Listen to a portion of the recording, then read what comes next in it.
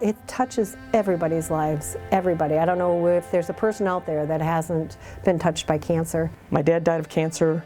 My sister-in-law just passed away this past year from cancer. I've met more survivors. My sister-in-law is now a survivor, so it just gets more personal every year. A lot of my good friends growing up, their moms have experienced breast cancer. Some are survivors, some have unfortunately passed away. I lost my husband to cancer 3 years ago, so it means something personally to me. I was diagnosed with appendix cancer 7.5 years ago, and I have two teammates who have also had, they've both had breast cancer. You're a survivor, you're a nurse, you're a participant. My next door neighbor, who's 27 years old, has ovarian cancer. It's very personal. Yeah. Kathy lost her mother-in-law 2 years ago. It was almost exactly a year after I lost my husband. So I went through that with her, and she was her caregiver, you know, for about 6 months before she passed. And it's just an ugly disease. It's just so ugly. It's so unfortunate that cancer is such a commonality among everyone. Everyone knows someone that has gone through it. And you have donated your time this weekend. Yes. Is it first time? No, 10th year. I've been playing in this tournament for the last 12 years at least. It was my first tournament when I first started playing hockey. And how long have you been playing organized hockey?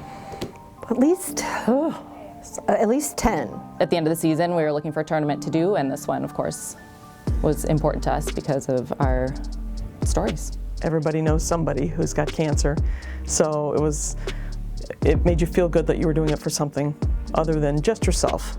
Diagnosed this August will be 10 years. 10 years? Yeah. What's the message to people who've never been here before, never heard of this tournament? What would you say to them to get them either to A, donate, or B, get involved? I mean, everyone, like I've said before, everyone's here for the same reason. It's one weekend out of the year that can honestly impact someone's entire life. We're going to beat this thing. We're going to figure this out. We're going to beat this thing. It seems like a no-brainer, right? I mean, enough people doing it that you'd think we can do this. We'll beat it someday. I mean, we have to. Hearing people's stories, hearing the doctors from the university tell their stories and how it impacts them, seeing the signs with everybody's names on it that you're playing for. Some women are still playing, some women you're playing in their memory. We can make a difference. And there's something really special about this group. Everybody pulls together.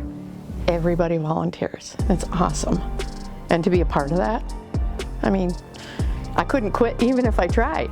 It's just fun hockey. Nobody's mad at each other. They're all having fun and laughing and giggling. And my first year, I saw one lady knock over another lady from another team, and she actually helped her up. And as a ref, your brain's going, what are you doing? You're not supposed to be doing that. You don't help the other team. Sign up for this tournament because this is the one that will get you loving hockey and understanding that it's a give back kind of thing. Seeing the actual stories, hearing from the people who it impacts. There are a few people who have not been impacted, but just knowing their personal stories, I think, makes people more aware. This tournament definitely differs in the sense that 100% of the proceeds go towards cancer research. I would not be here participating in this tournament were it not for Masonic. So it's extremely important to me. In 2 weeks, I started this 2 weeks ago, the fundraising. $10,750 in services and donations. You know, everybody thinks about, you know, as they see the pink everywhere, that they know that we're doing this for something. That's why we call it Stick It to Cancer, because we're going to stick it to cancer. That's it. It's just awesome.